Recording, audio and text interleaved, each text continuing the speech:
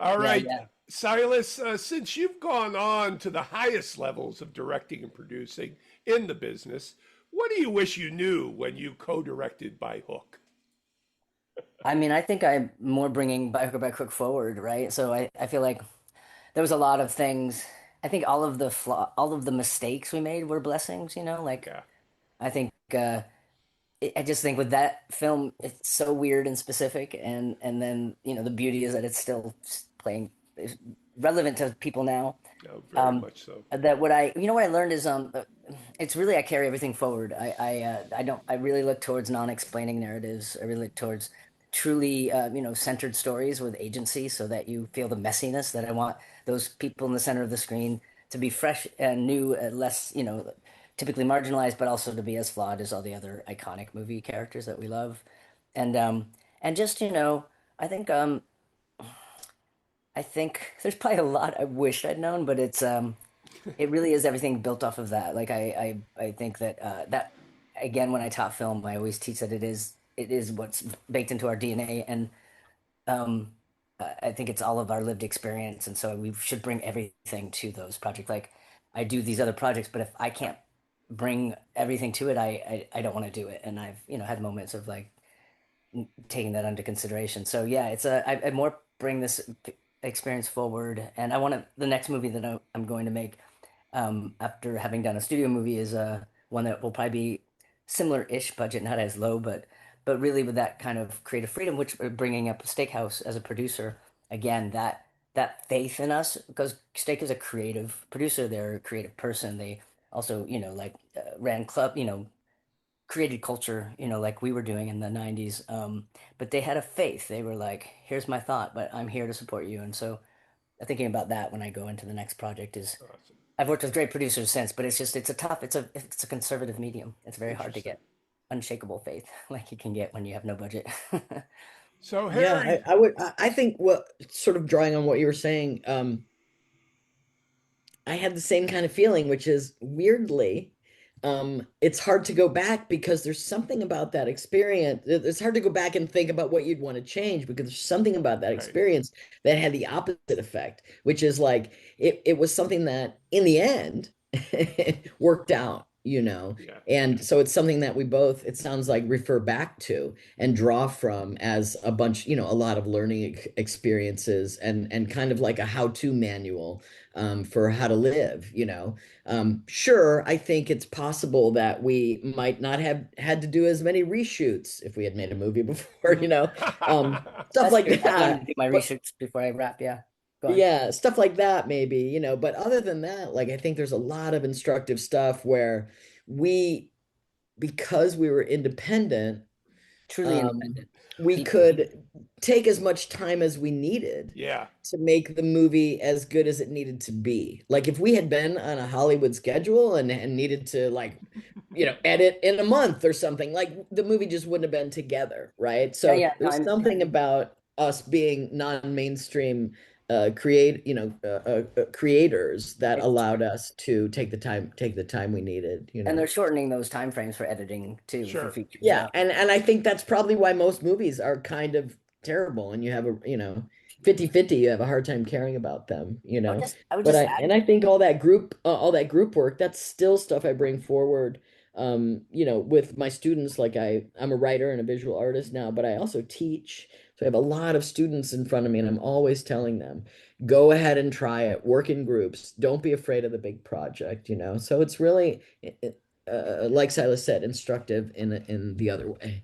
Yeah, yeah, and just two last things is we still pay to play practically on this movie, and yet it's such a success. And so Great. coming up with new kinds of currency of how we value our projects, because I live in the world. It's not that I have a trust fund or anything. I understand that like the necessity to be paid, but there is a thing that I don't.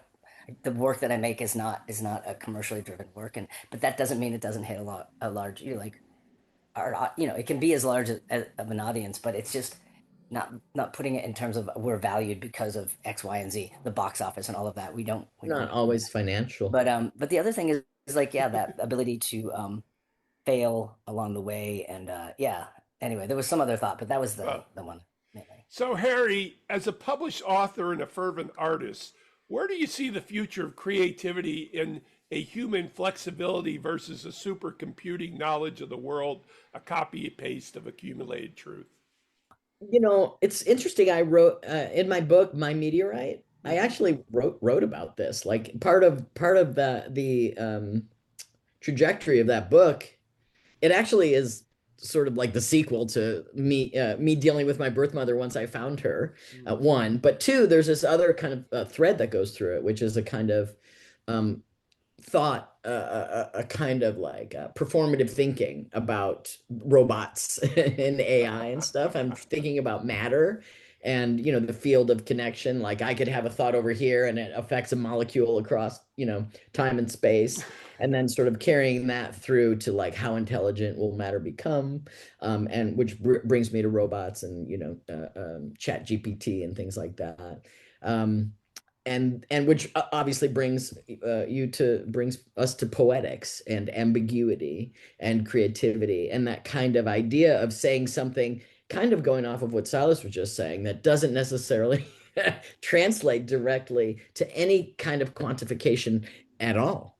It's absolutely just about conditions and qualities and affects. So I think that my short answer is That doesn't have to be short. I'm not interested in machine-made works, machine-made creative work. I'm just not, I'm literally just not interested. It's like the difference between when my son brings me a math problem and he's suddenly like, oh my God, I just figured out that, 3 oranges plus 3 oranges is 6 oranges. Like that's a relationship, right? It's information being passed. It's a relationship, right? There's something there. And if a calculator can do that math, I'm like, we're not, it's not even a thing. So like the New York Times had this article the other day, which was like giving us sentences generated by like Cormac McCarthy versus sentences generated by Chat GPT or something. Huh. And their question was wrong, in my opinion. Their question was, which one do you like better? Hmm. Not knowing who wrote what, as if that's the right question. That's not the right question. Because to me, I was like, it doesn't matter which one I like better. It means it matters. It matters, did a human write it? And so therefore I'm interested. You know what I mean? If someone worked on this, came up with the sentence, and then I'm like, oh, how was their brain working? What were they thinking? What was their life like? There's just an Well, infinite amount of information that I'm going to interact with versus if the machine generates it based on like an average of like, 100,000 well, that's sentences. interesting too because AI is designed to say what you want to hear. So they're gonna, Yes. and then also like when I taught film, I was giving sort of structure around giving critique, and I was like, I'm not interested in whether you like or don't like something. Like Yeah. I can name an Academy Award winning movie, half of you hate it, half of you love it. Doesn't matter. It's where are you Uh, connecting? Where do you get lost? Like these kind of things, and that's the nuance that liking and not liking is completely Interesting. objective. So, in Pride Month, this is for both of you. In Pride Month 2026, the queer community culture in the USA, especially the trans communities, are being marginalized once again, almost frighteningly so. What fear are the power mongers exploiting that leeches from the queer community, and how is the community pushing back? Well, first they always two old tricks. The children, they're coming for the children. That's something they've Oh, accused gay God. people of. They've accused. But we are coming for the children. That's right. It's But true. they said also, and then the other one is like the bathrooms. That's like a segregation thing. That's an old trick, Classic. dehumanizing. And of course, if you take the most like a majority vote doesn't serve a marginalized community like the trans community. We will always lose in a majority vote because we're not a majority, and so our voices are always going to be easy to manipulate, displace, discount. We're not a voting bloc, and like we barely. Here's the thing I think about it is like a lot of beautiful things in my life I was making because I was uncomfortable in the world and I didn't find any place for myself, so I had to carve it out. But at a certain point, we're so, like we barely got accepted by the gay and lesbian community. And like, when I transitioned, like a lot of close people to me were not okay with it. And that's okay. I understand. Like, I think it's a big ask. I'm not strict about, I'm not the younger generation that is, has some entitlement around it. And as they should, I feel like I do understand it's confusing. I think confusion is good. I think we should be more confused in life. I don't think the goal is to have everything locked into a definition, but the visibility around trans community was so fast and it came up around shows I worked on, like Pose and Transparent, but we weren't in control of those narratives. And so in a way, it became like this disconnected thing, and I knew backlash was coming. Then Caitlyn Jenner came out. I was like, oh God, forget about it. But we're all people. We get to be as terrible as everybody else. We get to be as selfish and fucked up and Republican, whatever. We are part of the human race, so we represent that diversity. But it was like so quick and so out of our control.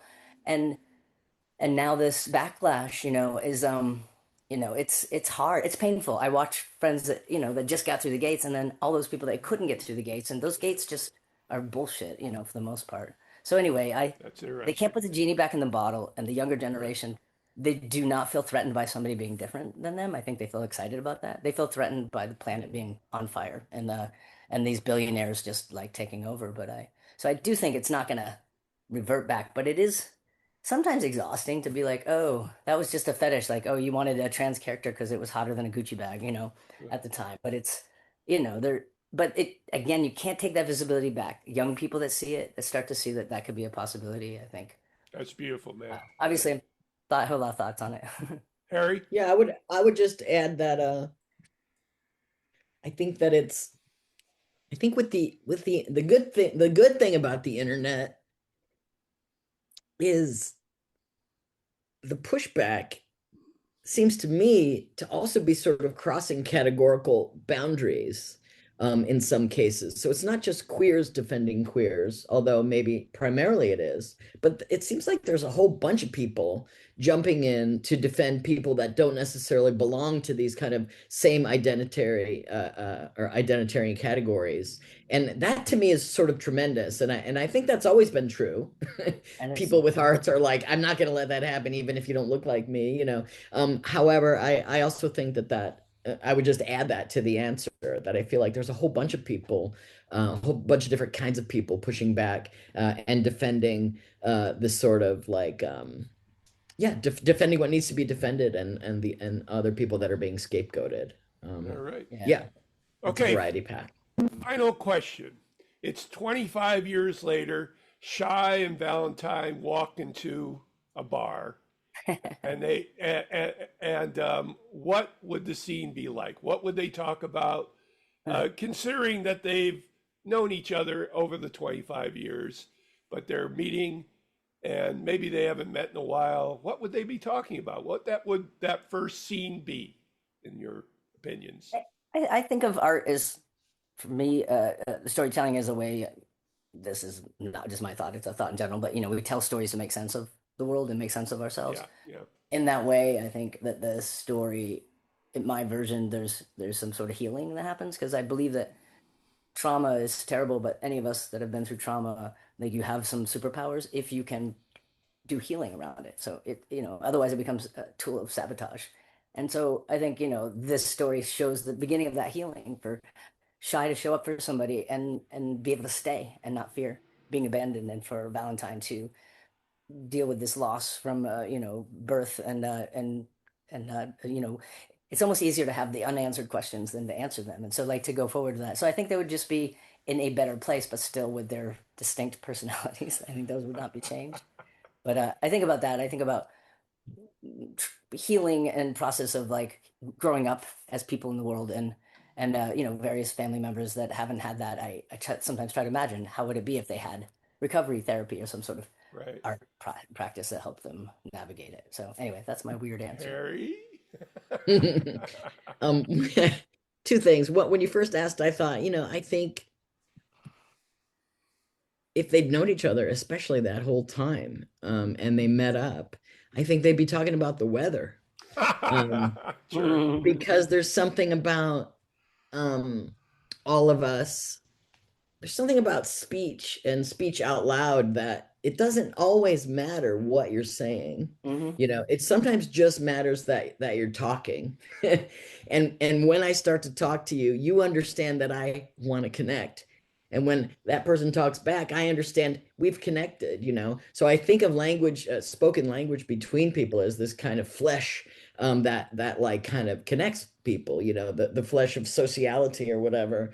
And so I think in a way, and especially those two, they want to arrive in the moment, you know, and the weather's not boring. It's actually, you know, if you're really sensitive, you're aware that it's a total fucking cosmic miracle.